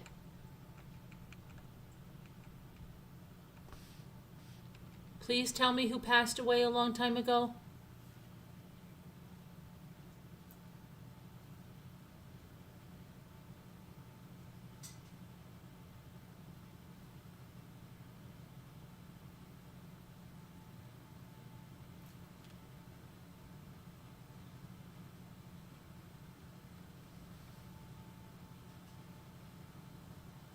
I don't know. You're not answering me. It was 70 today, and that's great. That's wonderful. Alright, hold on. My tea is ready. Who passed away?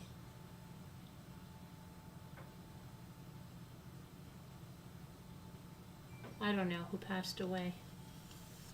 I don't know who passed away.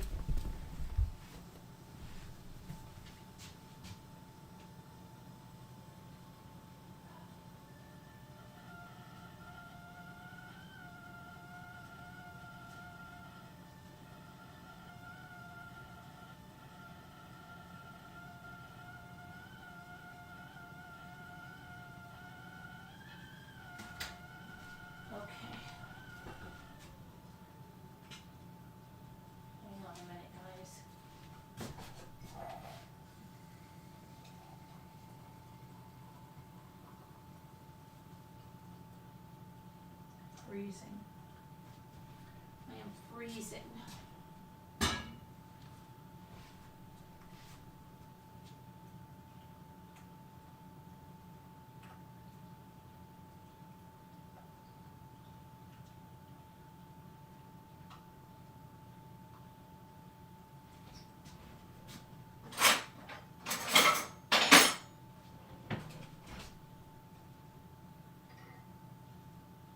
Right there, I'm just making my tea.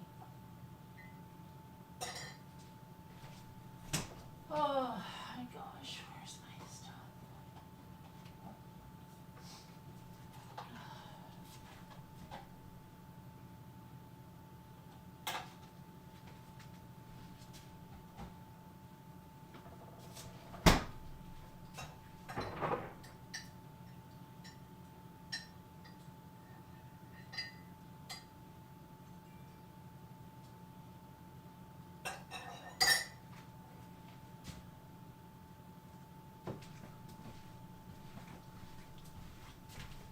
Okay. Oh my gosh. Hold on a minute, I've got my tea. Finish, let me get this rid of this coffee. Oh, I'm sorry, Slam. Your little brother, the youngest of our family of 8 kids, how old? Was he sick? I'm sorry to hear that. Oh my gosh, I'm sorry. I'm sorry to hear that, Slam. Is that who was 70? Wait a minute. I'm sorry to hear that. The youngest of your family passed away? Wow.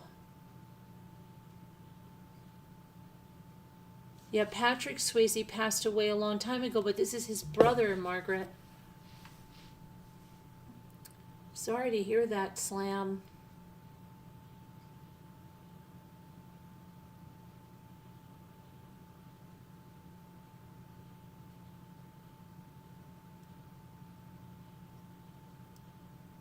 He had bladder cancer, and he told no one he was 62. Oh no. Sorry to hear that. Prayers, Slam. Really sorry to hear that.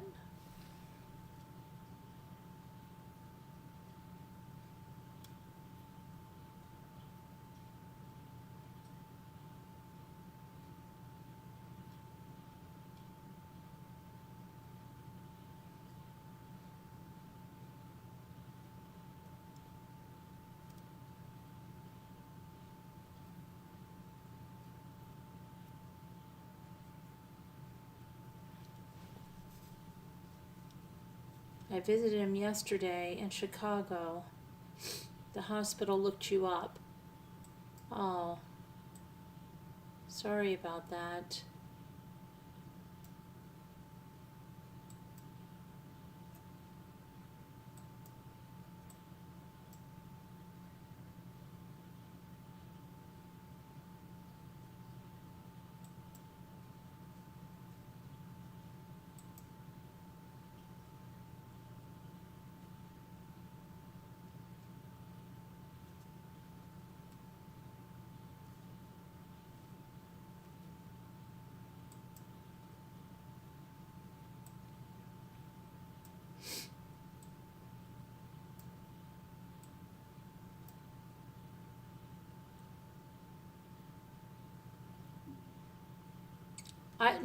Margaret, I don't think that's his brother. I don't think that. Do you think that's his brother? I don't think it is. I don't think it is.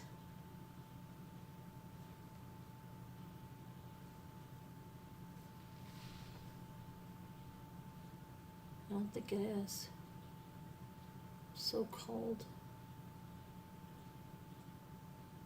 I think that picture was of Patrick Swayze.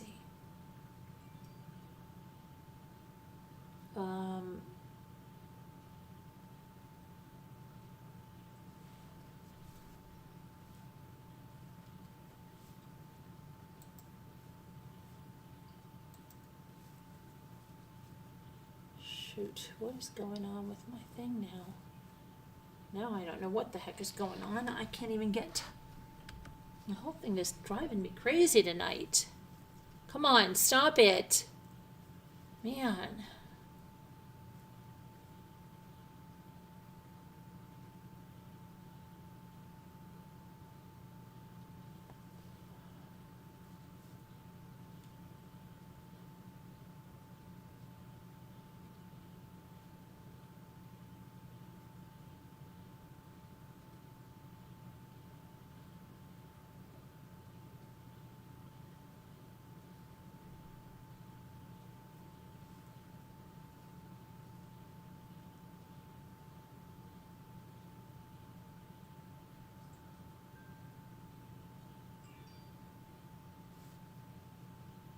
Why is this stuck?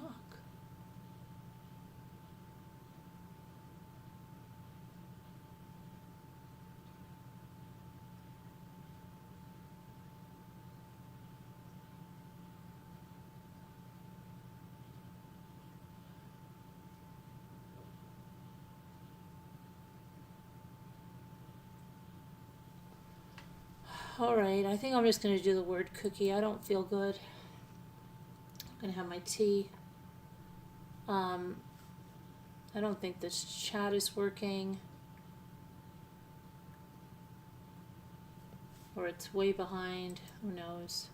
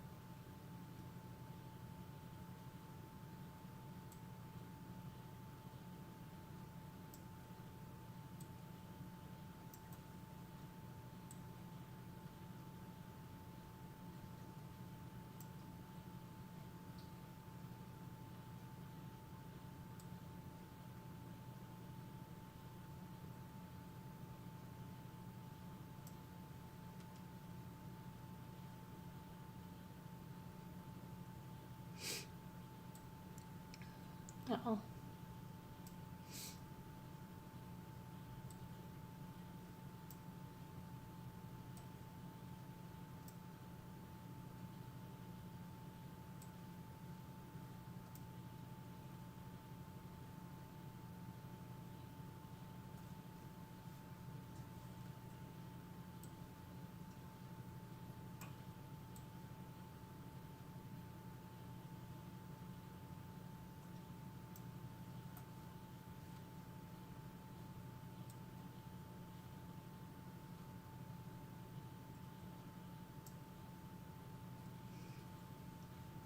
Okay, rots.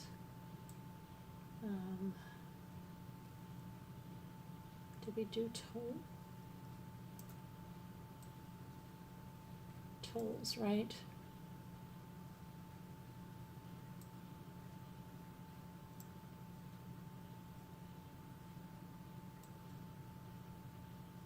Sorts.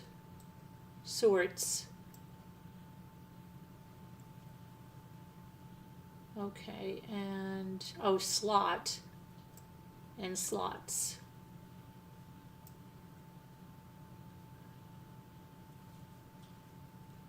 Yeah, I'm sorry, Slam. Yeah, sorry. That's, yeah, you just found out. That's sad.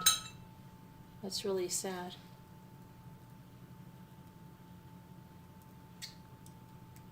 That's really sad.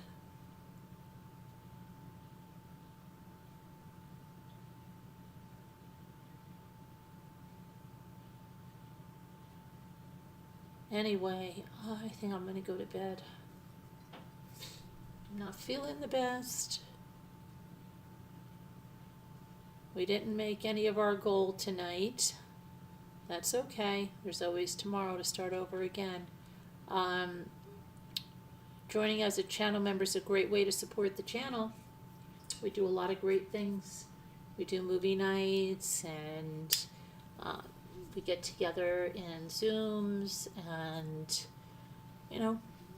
it's just has really low price points. So just in case you're thinking of a way to support the channel, we appreciate it. It's $1.99 is what it starts out as.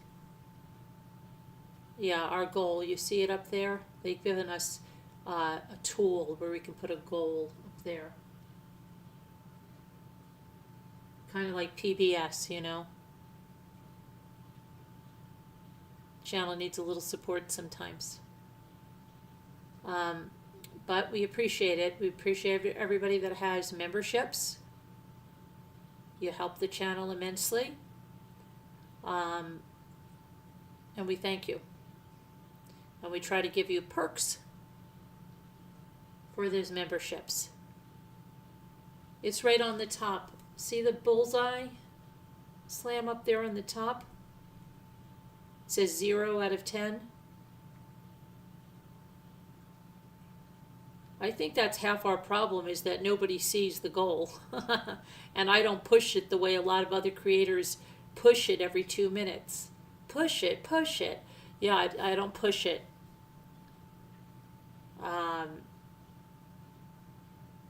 But anyway.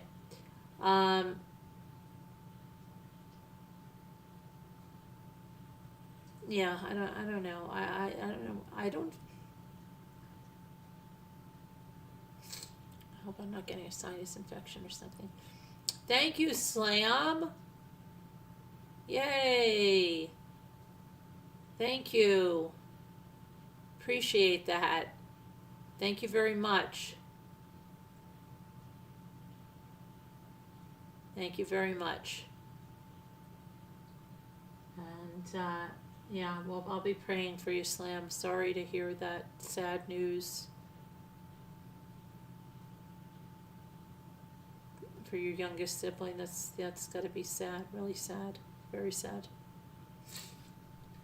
Alrighty. I think I'm going to try to find my way out of here. Let me see where the thingy-majiggy is. I've got to find.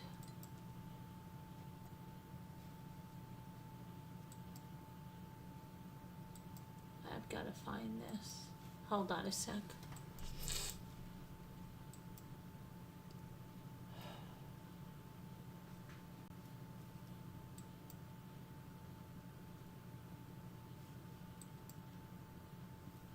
Where the heck? Oh, I don't know.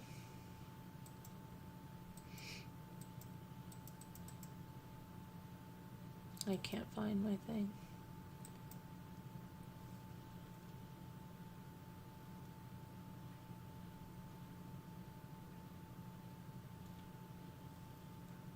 Let's see.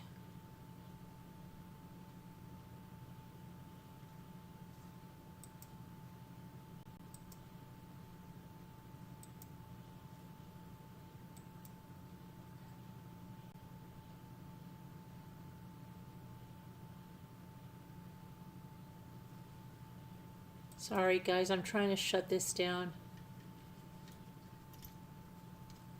God bless, prayers for all, and special prayers for you, Slam. Sorry to hear that. Thank you again for the super chat.